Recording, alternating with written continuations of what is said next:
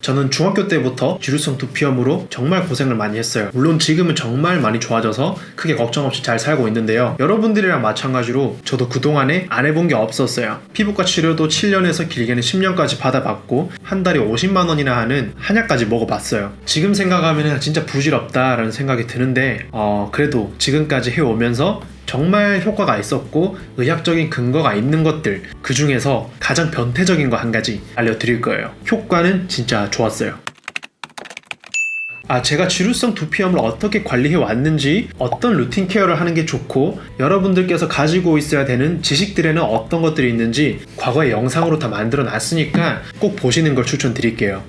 지루성 두피염을 관리할 때 생활적으로 중요한 것들에는 여러 가지가 있겠지만 이 피부를 긁는 거, 두피를 긁는 게 가장 최악 중에 하나예요. 물론 이 긁는 게 안 좋다는 걸 이미 알고 내가 조절이 되는 사람들은 생활 중에 깨어있을 때는 안 긁을 수 있어요. 근데 문제는 우리가 잘 때 무의식 중에 계속 긁는다는 거죠. 그래서 자고 일어났을 때 베개 주변에 머리카락들이 열 몇 가닥 이렇게 심하게 빠져 있는 경우도 있고, 각질들, 이렇게 하얀 가루들이 떨어져 있는 경우도 많이 봤을 거예요. 그거 다 저도 경험해 봤는데, 피부 질환을 긁으면 긁을수록 어떤 게 안 좋냐, 우리 피부 장벽이 점점 더 허물어지고 유해 물질이 더 쉽게 침투하게 되고 손톱에 이런 균들이 침투를 해서 재수 없으면은 2차 감염까지 생길 수 있다는 거예요. 가장 중요한 거는 여러분들이 시간, 돈 들여서 투자하고 있는 이런 치료들, 약을 먹는 것들이 다 무의미해질 수도 있다는 거예요. 짜증나잖아요, 이러면. 그래서 제가 어떤 변태적인 행동을 했는지 여러분들한테 알려드릴 거예요.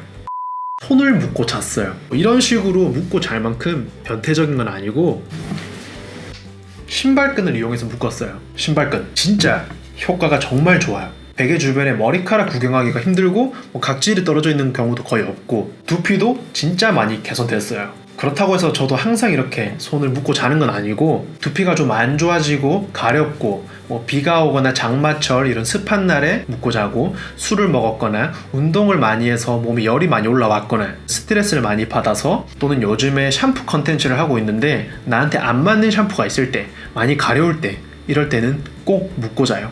장갑을 끼고 자면 되지 않냐, 굳이 손으로 묶냐. 안 껴본 게 아니죠. 장갑, 비닐 랩. 근데 자고 일어나면 항상 장갑은 벗어져 있고 손톱 밑에는 피가 조금 묻어 있고, 반복을 하다 보니까 이걸로는 안 되겠구나. 물론 항히스타민제를 먹는 것도 도움이 돼요. 근데 아토피라거나 이런 가려움을 동반한 피부 질환이 있는 사람들은 두 손이 자유로우면은 불안하고 트라우마가 생겨요. 그래서 저도 이렇게 묶고 자는 거예요. 손을 묶고 잘 수 있는 환경에서는 항상 손을 묶고 편안하게 자는 게 최고예요. 그래서 어떻게 묶고 자는지 보여드릴게요. 신발끈으로 한쪽은 이렇게 매듭을 묶어요. 안 풀리게, 안 늘어나게 최대한 이렇게 조여두고, 이쪽에 이제 발을 넣을 거예요. 이거는 지금 팔이 아니고 발이라고 생각하세요.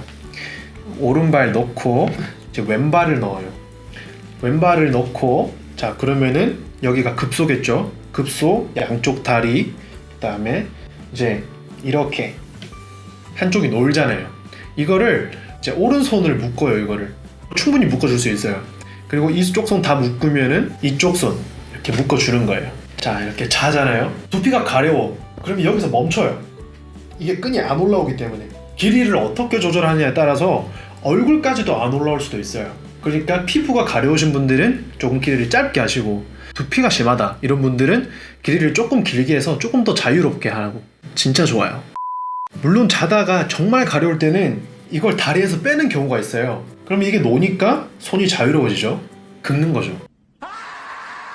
그래서 정말 심할 때는 안에 얇은 사각 팬티라거나 반바지를 입어요.